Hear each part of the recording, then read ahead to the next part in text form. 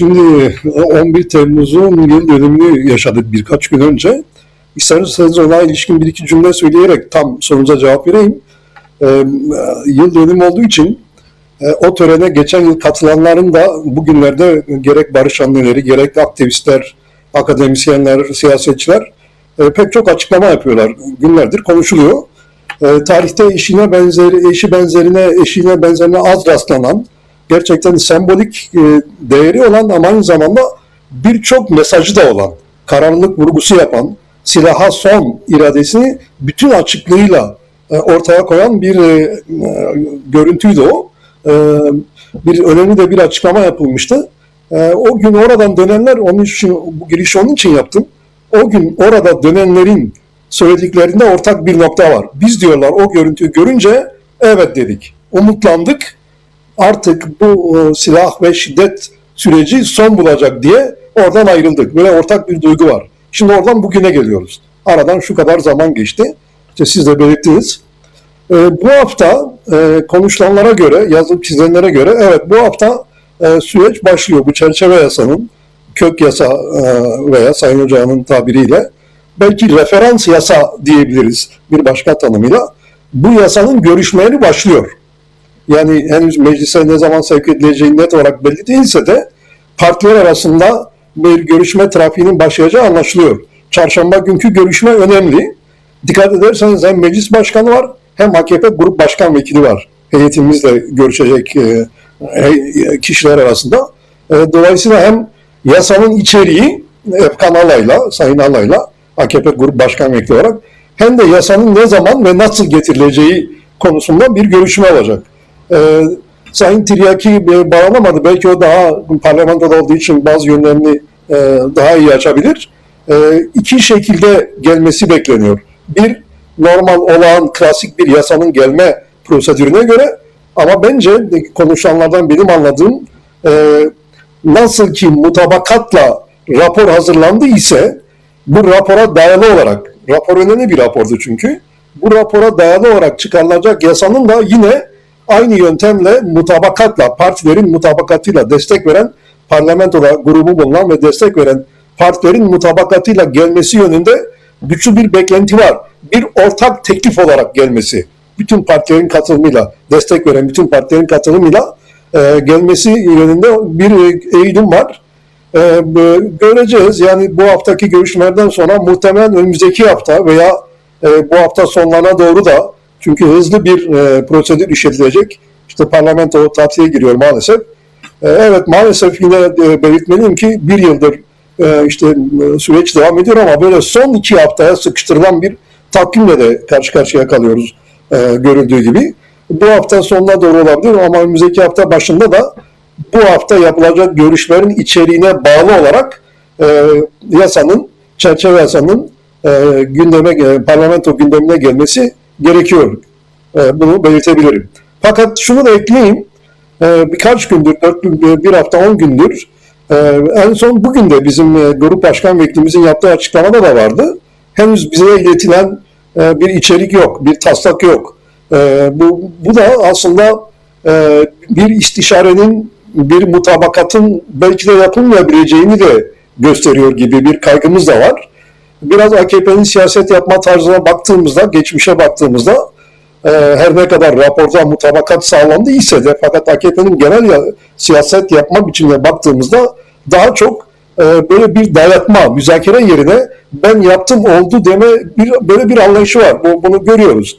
Bu kadar tarihi bir sorunda, bu kadar ciddi bir sorunda da bunu yaparlar mı?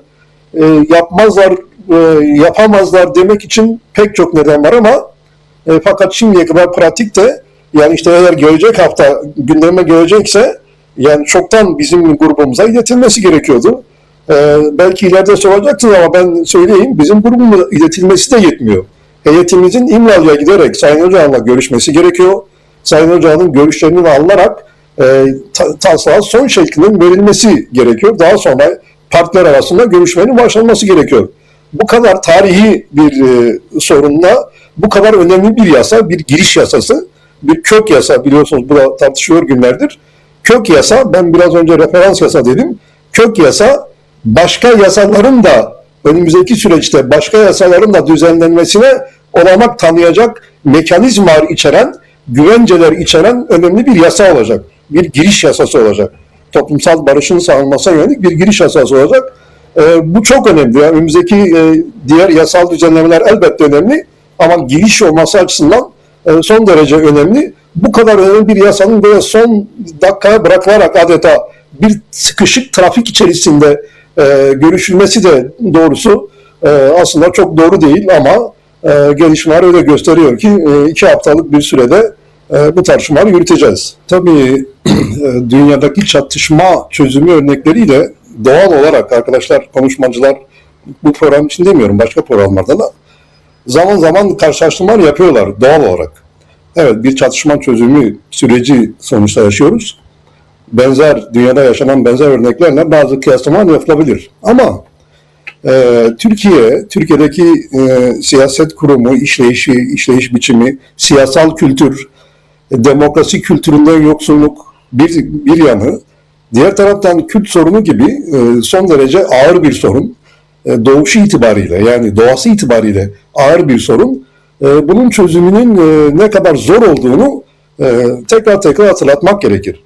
Sayın Hoca'nın deyimiyle bir değerlendirmesinde şöyle demişti, bu süreç için pek çok tanım var ama zor ama başarısı da imkansız olmayan, başarı imkanı da olan bir süreç ama zor. Dolayısıyla arkadaşların bahsettiği işte zorlukları yaşıyoruz. Evet, doğru, yani işte bir üçüncü göz yok, diğer örneklerde olduğu gibi doğru. Belki en sonda yapılması gereken en başta yapıldı, bu silah yapmada bahsettik girişte. Ama tüm bunlar bu sürecin ne kadar zor ilerlediğini bize gösteriyor. Bu konuda biraz deyim yerindeyse Türkiye'deki mevcut siyasal atmosferi de değerlendirmek gerekir. İşte iktidardan bahsettik değil mi? İktidarın sürece yaklaşımının çok ikircikli, çok kaygılı olduğunu, zaman zaman seçim hesapları yaptıkları, zaman zaman uluslararası ve bölgesel konjonktürden etkilendikleri ne hep söylüyoruz. Çarpıcı bir örnek olması açısından bir hatırlatmada bulunayım. İmralı Adası'na meclis adına bir ziyaretin yapılmış olması tarihiydi. O zaman çok değerlendirildi. Bir ilkti. Yani Sayın Öcalan'ın resmi olarak aslında bir bakma muhatap alınması anlamına geliyordu. Ama hatırlatmak istediğim asıl nokta şu, Hüseyin Yayman, AKP adına heyete katılan kişiydi. Önce gitmediğini söyledi değil mi? Hatırladınız mı? Yalanladı. Telefonunu kapattı. Yani böyle bir bu kadar tarihi bir süreçte bu kadar önemli bir ziyareti önce yalanladı, sonra kabul etti ki adı geçen kişi de AKP içerisinde Kürt sorununa en duyarlı olduğu bilinen, aslında akademik yanı da, akademisyen kimliği de olan, daha önce çeşitli mecralarda yazılar yazan biri. Yani AKP ile süreci yürütmenin, iktidarla süreci yürütmenin zorluklarına değinmek istedim. Şimdi oradan bu şeye gelelim. Oradan işte konuştuğumuz çerçeve yasaya gelelim, geçiş hukukuna gelelim.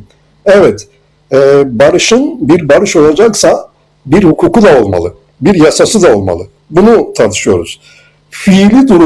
Aslında fiili durumu yasal bir çerçeveye, hukuki güvenceye kavuşturulmasından söz ediyoruz. İşte siz de belirttiniz, maalesef bir açıklık yaşanmadığı için, kamuoyuyla paylaşılmadığı için işte taslak, siz de belirttiniz, kulis haberlerine bakmak zorunda kalıyoruz. Ama kulis gazeteciliği de Türkiye'de, bütün gazetecileri tenzih ederek söylüyorum, maalesef bunu belirtmek durumundayız. Bazen çok başka amaçlarla da kullanılabiliyor. Çok asparagas haberler de bazen yayılabiliyor. O yüzden onlara bakarken doğru olmayabileceğini de, o haberlerin doğru olmayabileceğini de görmemiz gerekir. Şimdi mesela arkadaşlarımız da belirtti, Sayın Tilaki zannedersem belirtti. 1985 yılından bugüne kadar örgüt üyelerinin dönüşünü sağlamaya yönelik, işte adı pişmanlık yasası olan 10 ayrı yasa çıkarılmış. 10 ayrı yasa çıkarılmış. Hiçbirisi işe yaramamış. Bu kadar tecrübeden sonra, bu kadar yaşanmışlıktan sonra Sayın Öcalan'ın başlattığı çok önemli, arkadaşlar da belirtti. İşte PKK'nın feshi, 40 yıllık bir örgütün kendisini feshetmesi, dünyada örneği çok az. Silahlı mücadeleye stratejik olarak bir dönüşüm kararı vererek son vermesi ve işte bütün bu hızlı yaşanan 1,5 yıla sığdırılan bütün bu gelişmeler karşısında eğer iktidar süreci tümüyle bitirmek istemiyorsa ki bitirmeyeceğine dair, bitirmek istemediğine dair işaretler güçlü. En son Sayın Cumhurbaşkanı'nın yaptığı konuşmaya bir değer biçmek durumundayız. Başarılı olması durumunda Türkiye'nin ne kadar hangi alanlarda kazanacağını söylüyordu değil mi? İşte yani ekonomik kalkınmadan, adaletten, sağlıktan, eğitimden ve benzeri bahsederek. Dolayısıyla eğer bitirme niyeti yoksa böyle bir oldu bittiye getirerek, girişte de söyledim, gerek Sayın Öcalan'la, gerek Kürt hareketiyle, gerekse partimizle bir istişare içerisine girmeden, bir tartışma yürütmeden tek yanlı olarak getirmeleri o zaman gerçekten büyük bir tehlike olur. Bu kadar yaşanmışlarla, bu kadar geçen tecrübeye de aykırı bir durum olur. Doğrusu sınırlı da olsa, belki tam istediğimiz gibi olmayabilir ama işte programda da belirtildi. Çarşamba günü yapılacak görüşme önemli, tekrar onu belirteyim. O görüşmenin sonuçlarına göre belki o görüşmeden birkaç gün sonra İmralı Adası'ndan Sayın Öcalan'la bir görüşme olabilir. O görüşmeye bağlı olarak da bundan sonraki takvim için biraz daha net şeyler belki söyleyebiliriz. Tabii burada bu iki şeye değinerek devam edeyim, bitireyim. Çıkacak çerçeve yasadan arkadaşlar da bahsetti ama iki ana başlık önemli burada. Bir, dönecek kişilerin yasa karşısında, yasanın çıkmasına dönecek kişilerin toplumsal ve siyasal yaşama katılımını öngören düzenlemeler şartsız olmalı, ayrımsız olmalı, genel olmalı. Suça karışan, karışmayan gibi subjektif değerlendirmeler bunlar. Yasa dışı bir örgüt sonuçta. Kimin suça karıştığı, kimin karışmadığını nasıl ayırt edeceksiniz? Bir böyle bir içeriği olacak. İkincisi de en az bunun kadar önemli olan da Sayın Öcalan'ın pozisyonuna dair bir tanımlamanın yapılması gerekir. Bunun bir tanımlamaya kavuşması gerekir. Baş müzakereci, fiili bir durum dediğim gibi bugüne kadar böyle geldi. Ama artık koşullarının radikal biçimde bir değişikliğe uğraması gerekecek. Bu sürecin bundan sonra yürütülmesi için gerekli koşullara sahip olması, gerek görüşmeler yapması farklı kesimlerle, gerek heyetimize, gerek başkalarıyla, gerek de medyayla iletişim içerisinde olması, Türkiye kamuoyuna seslenmesi gerekir. Türkiye kamuoyuna Sayın Öcalan'ın seslenmesi durumunda iddia ediyorum, Sayın Öcalan'ın Türkiye kamuoyuna doğrudan seslenmesi, aracısız olarak seslenmesi durumunda o çok bahsedilen işte milliyetçi ön yargı, toplum henüz hazır değil ve benzeri gibi kaygıların ne kadar hızlı şekilde değişeceğini de hep birlikte göreceğiz diye iddia ediyorum, inanıyorum buna. Sayın Öcalan'ın bu süreç için yaptığı tanımlardan biri de demokrasi mücadelesinde bir kapı aralanmıştır şeklindeydi. Yani yine böyle bir değerlendirme yapmıştı. Bu sürece biraz böyle bakmakta yarar var. Yeni bir başlangıçtır. Hukuki ve siyasi zeminde yürütülecek mücadele için uygun zeminin oluşturulması mücadelesidir. Bir son değil, yepyeni bir başlangıçtır. Bütün demokrasi güçlerinin, buna özellikle vurgu yapmak istiyorum. Eleştirilerle beraber, kaygılarla beraber, güvensizlik olabilir, eleştiriler, kaygılar olabilir ama bütün demokrasi güçlerinin de bir arada bu süreci sahiplenen, iktidarı ve devleti adım atmak zorunda bırakan bir basınç oluşturması, gerek medya üzerinden, gerek sokakta, gerek mecliste biraz bu konuda bazı sorunların olduğunu doğrusu görmemiz gerekecek. Yani evet, eleştirilerimiz olsun, kaygılarımız da dediğim gibi olabilir, son derece haklı. Ama diğer taraftan tarihte ilk kez bir diyalog süreci, müzakere diyemiyoruz maalesef. Tam anlamıyla bir müzakere değil ama fakat işte önemli aşamaları tekrar saymayalım. Geride bıraktığımızda bir süreç oldu. Sürecin önemini tekrar bütün sorunlara rağmen de vurgulamak gerekecek. Kıskançlıkla sahiplenmemiz gerekecek. Arkadaşlarımız da belirtti, tekrar olmuş olacak ama öneminden dolayı ben de vurgulayayım. Tarihsel bir fırsat. 2. yüzyıl için, bütün halklar için, başta Kürt halkı olmak üzere bu çatışmalı dönemin en fazla mağduru oldukları için elbette barışta en fazla Kürt halkının çıkarına olacaktır. Kürt halkının sorunlarına çözüm bulacaktır ama aynı zamanda bu coğrafyada yaşayan bütün halklar için de tarihsel bir fırsattır. Bu bilinçle bakmak gerekir. Evet, bu yasa önemli ama bu bir süreçtir. Yasa istediğimiz gibi çıkmayabilir. Bazı eleştiriler olabilir dediğim gibi. Yasayı kabul etmeyebiliriz ki bunun işaretleri var doğrusu.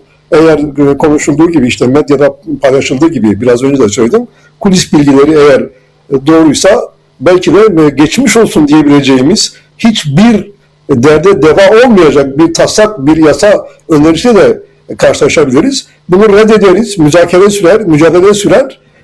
Elbette yolumuza devam ederiz. Hiç bu yasanın olumsuz gelmesi durumunda süreç sona erecektir diye bir değerlendirme de yapamayız. Süreç devam edecektir. Böyle süreçler hep söylendi. İnişli çıkışlı olur. Zaman zaman olumlu, zaman zaman olumsuz gelişmelerin olduğu ki yine ben biraz önce belirtmeye çalıştım. Bugünlerde tabii arkadaşlarımız da belirtti. Dünyada savaşların, çatışmaların arttığı bir bölgede yaşıyoruz. Tam bütün bu ateş çemberinin içerisinde böyle bir fırsatı hepimizin değerlendirmesi gerekecek ama yasal düzenleme istediğimiz gibi gelmedi diye de her şeyin sonu diye elbette düşünmeyeceğiz. Görüşlerimizi söyleyeceğiz, mücadelemizi sürdüreceğiz. Bu başlangıcı, bu aralanan kapıdan kapsamlı bir değişim ve dönüşümü eşit yurttaşlığa dayalı yeni bir anayasayla da taçlanacak aslında. Cumhuriyetin demokratikleşmesinin de tamamlandığı bir süreç için mücadelemizi sürdüreceğiz.